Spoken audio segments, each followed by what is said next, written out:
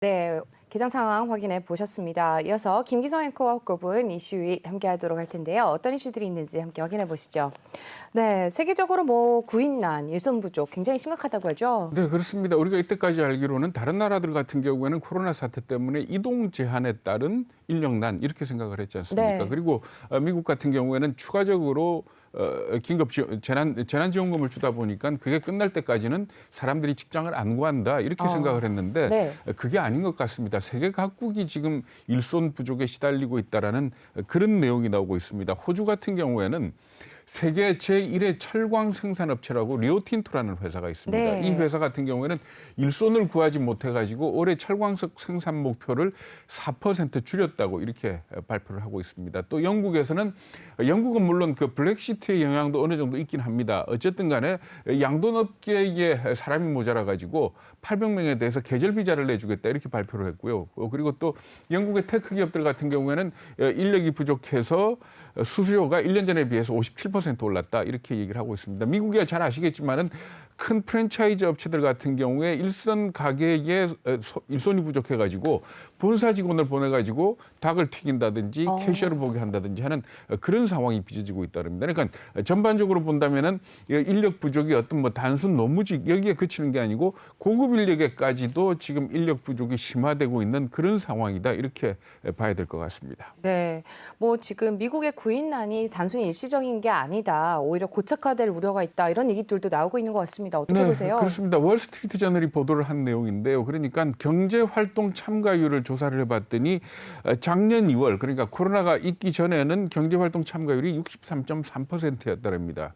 그런데 이게 지금 현재 9월에 어디까지 떨어졌는가 하면은 61.6%에 그치는 걸로 나타났는데 이렇게 되면은 작년 2월과 비교를 해가지고 430만 명의 사람들이 일자리를 찾지 않고 있다 이렇게 볼 수가 있는 겁니다. 그런데 이 숫자와 관련해가지고 월스트리트 저널이 경제학자 52명한테 설문조사를 실시를 했습니다. 그랬더니 그중에 42%에 해당하는 22명이 뭐라고 얘기를 했는가 하면은 경제활동 참가율이 팬데믹 이전 수준으로는 영원히 돌아오지 않을 것이다. 그러니까 그만큼 인력이 완전히 노동시장에서 빠져나갔다. 이렇게 판단을 하고 있는 겁니다. 네.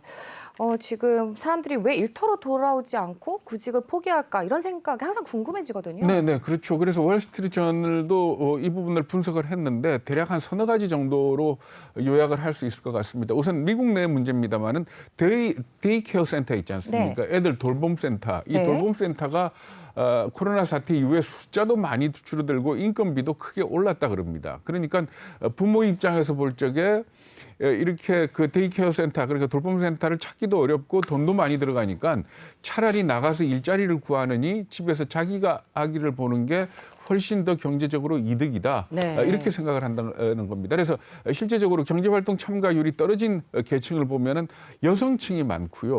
그리고 아무래도 저임금 이런 쪽이 많다 그럽니다. 그러니까 저임금을 받고 나가서 일하느니 집에서 애 보겠다라는 네. 그런 쪽으로 간 거 아니냐 이렇게 볼 수가 있고요. 그리고 또 뭐 두 번째는 코로나 사태가 완전히 종식되면 끝이 나겠지만 일단 외국인 근로자들이 들어오는 게 상당히 어려운 그런 부분도 인력난을 갖다가 지금 가중시키고 있는 걸로 이렇게 판단이 되고 있습니다. 그리고 세 번째 이 베이비 부모들 같은 경우인데요. 지금 그 코로나 사태 이후에 우리가 정말로 눈으로 보고 있는 가장 큰 특징 중에 하나가 자산 가격이 많이 올랐지 않습니까? 그러니까 주식 가격도 오르고 부동산 가격도 올랐는데 이 베이비 부모들 같은 경우에 조금 더 일할 수 있지만은 이렇게 주식이 오르고 부동산이 오르니까 이걸 처분을 하고 조기 은퇴를 하는 사람들이 늘어나고 있다. 이렇게 분석을 하고 있습니다. 그리고 또 어떤 얘기도 있는가 하면은 사실 이 코로나 사태를 겪으면서 젊은 사람들이 로빈훗을 통해서 주식 거래를 많이 하고 또 이 비트코인 거래를 많이 했지 않습니까? 그렇죠. 이걸 거래를 하다가 보니까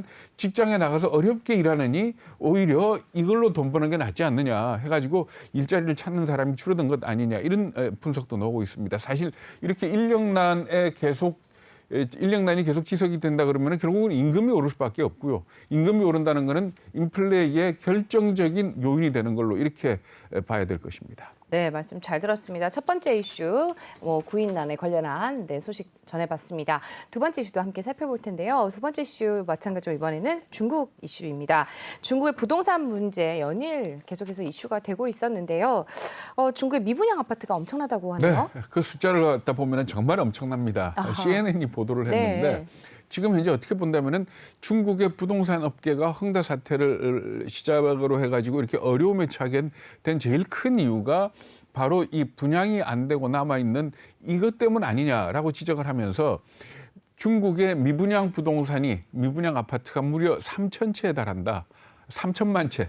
3천만 채에 달한다라고 이렇게 보도를 했습니다. 3천만 채라 그러면은 3천도 아니고 3천만 채. 네. 3천만 채라 그러면은 한 집에 한 2.5명 산다라고 계산을 하면 네. 8천만 명 정도가 살 수 있는 그런 규모입니다. 네. 인구로 따지면은 우리나라가 남북한을 다 합쳐서 7,700만 정도 그렇죠. 되거든요. 그러니까 우리나라 국민들이 모두 살 수 있는 이동을 규모고. 해서. 네. 그리고 또 독일 인구가 거의 한 8천만 명쯤 된다 그럽니다. 그러니까 독일 인구를 전부 수용할 수 있는 아파트가 현재 미분양으로 남아 있다 이렇게 지적을 하고요. 그리고 또 하나는 뭔가 하면은 이 집값이 올라가려 그러면은 빈집이 없어야 되지 않습니까? 그렇죠. 그런데 지금 분양은 됐지만은 비어 있는 집이 무려 얼마나 되는가 하면 1억 채라 그럽니다.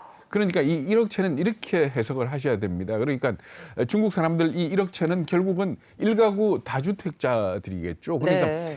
부의 증식 수단으로 아파트를 갖다 구입을 했던 겁니다. 그렇죠. 그런데 구입을 하고 네. 지금 현재 아무도 들어가지 않고 비어있는 아파트가 1억 채에 달한다 그러거든요. 그러니까 우리나라처럼 전세 제도라도 있으면은 전세로 좀 싸게라도 사람들이 들어가 살 거 아닙니까? 그런데 중국만 하더라도 전세 제도라는 것 자체가 우리나라밖에 없는 거고, 그러니까 이 1억 채를 갖다가 비워놓고 있는 겁니다. 그러니까 우리 가끔 중국 그 도시 사진들 보면은 유령 도시다라는 그런 사진들 보시죠. 그렇죠. 네. 이게 바로 이런 것 때문이다 이렇게 지적을 하고 있는 겁니다. 네, 말씀하신 것처럼 뭐 분양 대금을 내고도 아직 완공되지 않은 아파트들도 포함 이런 아파트는 아예 포함이 안 됐다고 또 하더라고요. 그렇습니다. 그러니까 네. 우리는 아파트가 완공이 돼야 잔금을 치르지 않습니까? 그런데 중국 같은 경우는 아파트가 완공되기 전에 분양을 한다 그럽니다. 그래가지고 지금 네. 이것들도 상당히 큰 문제가 되고 있는데 이거는 더군다나 현재 부동산 개발업체들이 계속 지금 자금난에 휩싸이고 있지 않습니까? 네. 이 부동산 개발업체들이 이 아파트를 갖다 완공을 못할 경우에는 분양받은 사람들한테 아파트를 갖다가 줄 수가 없는 그런 상황이 올 수 있다 이렇게 지적을 하고 있는 겁니다. 헝다만 하더라도 이렇게 분양 대금은 받았는데 네. 완공하지 못한 아파트가 20만 채에 달하는 걸로 이렇게 나타나고 있습니다. 그런데 문제는 뭔가 하면은 헝다뿐만 아니고 뭐 여러 차례 말씀을 드렸습니다마는 환양연, 신리 해가지고 계속 얘기가 나오고 있지 않습니까? 네. 그런데 그것뿐만이 아니고 지금 많은 중국 부동산 업체들이 이 자금난 내지는 유동성 경색에 휩싸이면서 채권자들하고 지금 실랭이를 하고 있다 그럽니다. 그러니까 채권의 상환 기한을 좀 늦춰달라든지 이자를 이번에 못 갚겠다든지 뭐 이런 얘기를 하고 있는데 뭐 최악의 경우에는 배째라라고까지 나오는 그런 상황이다 이렇게까지 보도가 나오고 있습니다. 네, 전 세계의 부실 채권의 절반 정도가 중국 부동산 업체 것이다 이런 얘기들도 나오고 있더라고요. 네, 그렇습니다. 블룸버그가 보도를 한 건데요. 여기서 말하는 부실 채권이라는 거는 그러니까 우리가 일반적으로 지금 현재 채권 시장에 통용되고 있는 채권 금리보다 10% 이상 금리가 높은 채권을 부실 채권으로 규정을 했습니다. 그러니까 채권의 금리가 높다는 얘기는 그만큼 채권이 싸다는 얘기 아닙니까? 그렇겠죠. 그러니까 그만큼 싸졌다는 얘기는 돈 받을 가능성이 없어졌기 때문에 그만큼 부실화되었다 이렇게 봐야 되는데 전 세계적으로 이 부실 채권이 현재 1,390억 달러쯤 된다 그럽니다. 그런데 그중에서 중국 부동산 업체가 차지하고 있는 비중이 46%, 460억 달러에 달하는 걸로 이렇게 집계가 되고 있습니다. 물론 헝다만 하더라도 우리 전번에도 보도를 했습니다만 140억 달러 아닙니까?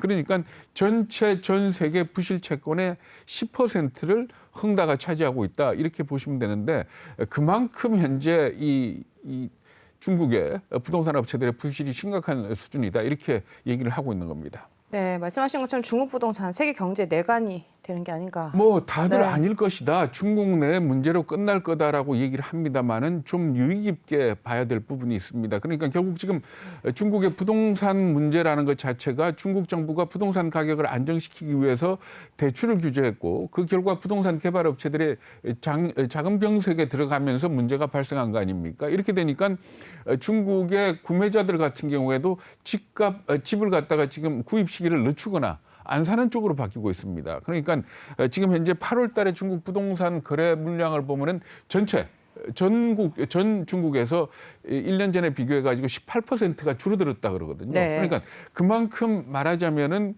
집값이 오를 것이다라는 전망이 점점 줄어들고 있다는 그런 얘기로 봐야 됩니다. 그런데 결국 집값이 앞으로도 떨어질 거다라는 그런 전망이 있게 된다면은 부동산 개발업체들의 이 자금난은 더욱 심화될 수밖에 없거든요. 그리고 또 한 가지 봐야 될 게 뭔가 하면 제가 앞에서 말씀드린 블룸버그의 통계, 그러니까 전 세계 부실 채권의 46%가 중국의 부동산 개발업체다 이렇게 말씀을 드렸는데 중국 위안화가 그동안 계속 절상돼 왔습니다. 그러니까 조금씩 절상되는 그런 과정을 거쳐왔기 때문에 중국 기업들의 상당 부분이 달러 채권을 많이 발행을 했습니다. 왜 그런가 하면 달러 채권을 발행하면 이자도 싼 데다가 위안화가 강세로 가게 되면 결국은 갚는 돈이 적어지는 그런 장점이 있거든요. 근데 이게 만약에 중국 부동산 업체들로부터 시작해가지고 중국 경제가 어려워지게 된다면은 나머지 기업들도 가지고 있는 달러 표시 채권들도 문제가 생길 수 있는 걸로 이렇게 걱정을 하는 그런 전문가들도 있습니다. 그렇기 때문에 이런 부분을 보고 정말로 중국의 현재 경제 문제가 중국만에 그칠지 이거는 좀 아니지 않느냐 하는 그런 지적들이 나오고 있습니다. 네. 뭐 지금 줄어드는 게 뭐 일손 부족뿐만 아니라 이제 부동산 문제, 그 밖에도 또 출산율이 있습니다. 그런데 아동복 시장은 오히려 급격한 성장을 이루고 있다고 하는데요. 어떤 내용인지 한번 말씀을 좀 나눠보도록 하겠습니다. 출산율은 줄어들고 있는데 아동복 시장은 성장하고 있다. 어떻게 된 이야기일까요? 네, 그러니까 아동복 시장과 관련해서는 특징을 크게 두 가지로 지적을 할 수가 있습니다. 첫 번째는 지금 말씀하신 것처럼 출산율은 줄어드는데 그러니까 애들의 숫자는 줄어들면 자연히 시장 규모는 축소가 돼야 되지 않습니까? 그렇죠. 그런데 시장은 더 커지고 있습니다. 어느 정도 커졌는가 하면은 2009년에 1조 2천억 원 정도였던 아동복 시장 규모가 2015년에 2조 4천억 원 그리고 금년에는 대략 한 4조 원 정도 되는 걸로 이렇게 예상을 하고 있습니다.